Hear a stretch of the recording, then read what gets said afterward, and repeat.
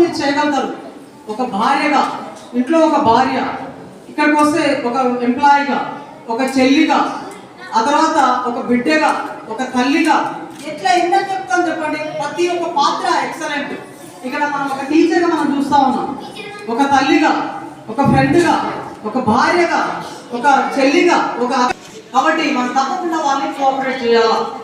స్త్రీని మనం గౌరవించడం నేర్చుకోవాలి. Next achiever.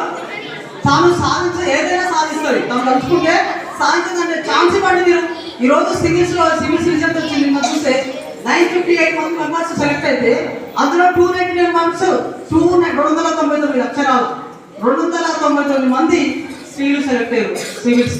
It is not joke. కాబట్టి అచీవర్.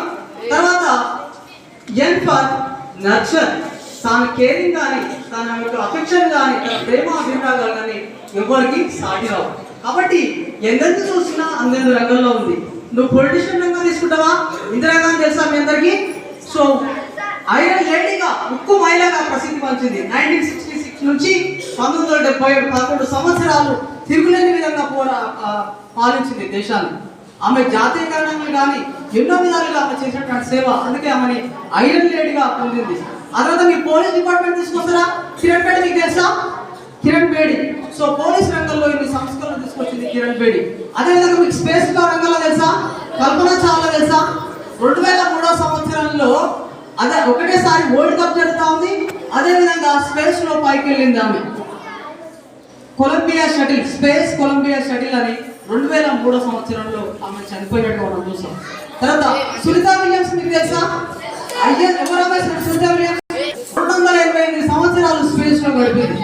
288 సంవత్సరాలు 288 రోజులు ఆమె స్పేస్ లో గడిపినట్టుగా మనం చూస్తాం. కాబట్టి ఏ రంగంలో చూసినా మహిళలు ఉన్నారు. ఏ రంగంలో లేదు చెప్పండి. పోలీస్ డిపార్ట్మెంట్ అయినా ఉంది, స్పేస్ రంగంలో అయినా ఉంది, అన్ని రంగాల్లో మహిళలు ఉన్నారు ఈరోజు. కాకపోతే వాళ్ళకి ఏం చేయాలంటే 2026 ఇచ్చినటువంటి స్లోగన్స్ ప్రకారం, థీమ్ ప్రకారం వాళ్ళకి ఛాన్స్ ఇవ్వాలి. సో ఎప్పుడైతే మనం ఇస్తామో, ఛాన్స్ ఇస్తామో అప్పుడే వాళ్ళు రాణించబడతారు. కాబట్టి వాళ్ళందరికీ కూడా మనం ఏం చేయాలంటే గౌరవించడం నేర్చుకోవాలి.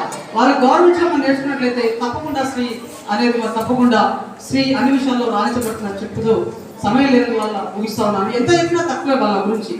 ఎంతైనా చెప్పొచ్చు, ఎన్ని గంటలైనా చెప్పొచ్చు. We can't express in the words the women sacrifice, the women services to the society. కాబట్టి ఇల్లాలి చదివే ఇంటికి వెలుగు అనే కొడుకు ముగిస్తా ఉన్నాను. ప్రతి ఒక్కరు చదవాలి. ఇల్లాలి చదివితే కుటుంబం చదివినట్టే. కుటుంబం బాగుపడితే సమాజం బాగుపడుతుంది, సమాజం బాగుపడితే దేశం బాగుపడుతుంది. కాబట్టి స్త్రీలు చదవాలి, వాళ్ళు ఎంకరేజ్ చేయాలని చెప్తూ మాట్లాడడానికి అప్పగించిన ప్రిన్సిపల్ గారికి ధన్యవాదాలు. Thank you so much.